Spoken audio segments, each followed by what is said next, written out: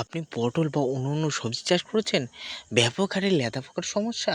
আপনি নানান রকম কীটনাশক বিষ বাজারে পেয়ে যাচ্ছেন, সেগুলো আপনার জমিতে দিচ্ছেন, সারাতে পারছেন না? তাহলে গার্ডরা কোম্পানির এমন একটা বিষের সাথে তোমার পরিচয় করিয়ে দেবো, দামও প্রচুর। ১০০ ml এর দাম ৳১,০০০ ওপরে। হ্যাঁ বন্ধু, এই ওষুধ লুজও কিন্তু পাওয়া যায়। যদি আপনি ব্যবহার করতে পারেন আপনার জমিতে, আমি কথা দিচ্ছি 100 এ 100% লেদা পোকার বংশ হবে ধ্বংস। প্রত্যেক ১০ লিটারে মিনিমাম ৫ থেকে ৭ ml দিলেই যথেষ্ট। তার বেশি পরিমাণে দেওয়া লাগে না।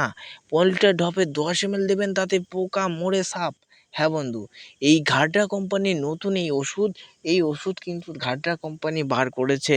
হ্যাঁ, এই ওষুধ আমাদের ব্যবহার করতে হবে।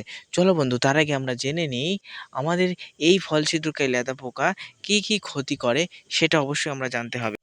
ফল ছিদ্রকারী লেদা পোকা যা ছোট ছোট পটলকে নষ্ট করে, কাকলের ছোট ছোট ফুলকে নষ্ট করে, এমনকি ডোগের ছোট ছোট পাতাকে খেয়ে নষ্ট করে দেয়। হ্যাঁ বন্ধু, গাছের ডোগ যখন দেখবেন যে মুচড়ে যাবে, ডোগের তখন গতি থাকবে না, সেখানে দুরকম পোকাই কিন্তু ব্যাপক গুরুত্বপূর্ণ ভূমিকা পালন করে, সাদামাছি আর লেদা পোকা। তাই সাদামাছি এবং লেদা পোকাকে তখন 100% জমি থেকে সাফ করতে হয়। গরম চলে এসছে, অতিরিক্ত গরম পড়ছে মানে লেদা পোকার প্রচুর বংশ বিস্তার করবে। সে এক দিনে ১০-১৫টা করে ডিম পাড়বে এবং তা থেকে কিন্তু প্রয়োজনীয় বাচ্চা ১ থেকে ১.৫ দিনের ভিতরেই কিন্তু ফুটে যাবে প্রচণ্ড তাপের কারণে।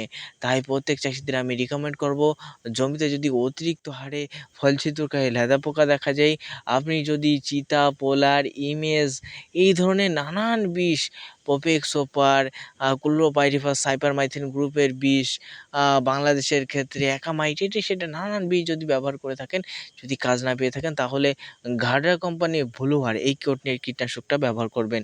গার্ডরা কোম্পানির ব্লুয়ার এর ভিতরে রয়েছে নাভালাফিন, যা 5.25% এবং এন্ডেক্সিকাব এর ভিতরে রয়েছে 4.5%, যা লেদা পোকার চোয়ালকে প্যারালাইসিস করে এবং পরবর্তী সেই লেদা পোকা না খেতে পেয়ে মারা যায়।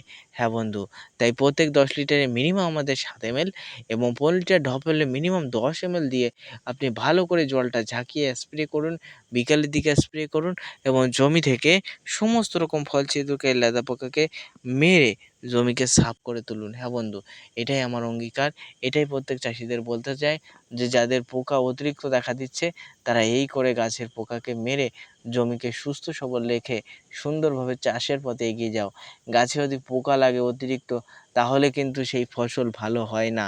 এটা কিন্তু আমরা অধিকাংশ চাষিরা জানি। তাই পোকাকে আগে মারো, তারপরে গাছের গোড়ায় রাসায়নিক সার দাও। অনেক চাষি আছে গাছে পোকা অতিরিক্ত লেগেছে, পোকাকে না মেরে তারা গাছের গোড়ায় অতিরিক্ত রাসায়নিক সার খাদ্য দেয়।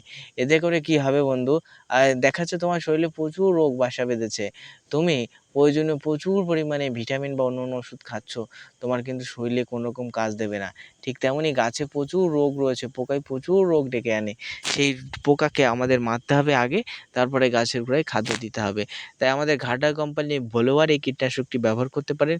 প্রত্যেক ১০ লিটার আমি যে কথা বলছিলাম ৭ ml এবং ১৫ লিটার ঢপ হলে মিনিমাম ১০ ml দিয়ে ভালো করে ঝাঁকিয়ে নিয়ে স্প্রে করুন। গাছের পোকা মরে সাফ হয়ে যাবে। আশা করি আপনারা বুঝতে পেরেছেন। ভিডিও ভালো লাগলে লাইক, কমেন্ট, শেয়ার করবেন। ফেসবুক থেকে দেখলে অবশ্যই ফলো করে সাথে থাকবেন।